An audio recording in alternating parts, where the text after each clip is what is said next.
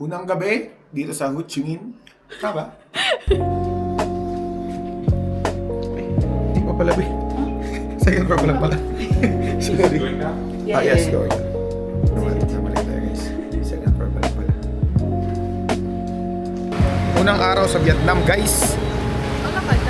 Let's go, yeah. Let's walk. Let's walk. Wait. I just need to check the Google Map. Tayo may apartment. Doon ulit?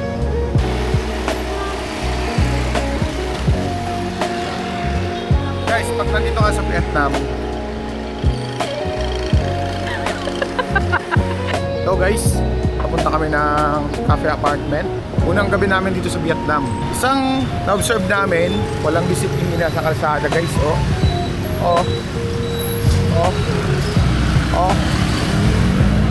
Wala silang pakialam sa pedestrian. Pang!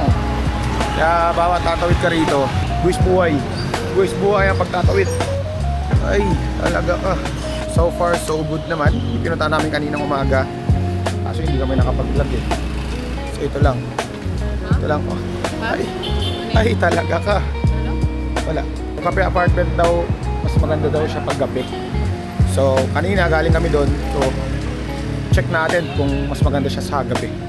Sabi ni Esme, sabi ni Esme, mas maganda daw yung paggabi. Tingnan natin. Ay. Aray ko ah. So, kung gusto nyo makatipid, pwede nyo lakarin. Pero mas maganda kung maglalakad kayo, mga gantong oras. Kasi kanina, kami naglakad kanina, nag-grab kami. Sobrang init. Pero mura lang naman. Mga nasa 70 pesos, no? 70 pesos from sa hotel natin. Mas na gantong oras kayo maglalakad. Kasi pag umaga, or tanghali, wala. Sobrang init. At least ngayon, okay na. Maganda yung panahon. So, let's go. Malapit na rin tayo. Yan na ba yun? Yung sound system. Diba? Yung sound system kanina. Yes. Tabi tayo. Ano? Speed na oh. Tanda na guys oh. Diba? Wala silang masyadong dito sa mga daanan. Sa mga pedestrian. Wala. Bahala ka na. Speed check. Speed check. O, tara mga kabe. Speed check ako. Check. Malayo yan. Ganda.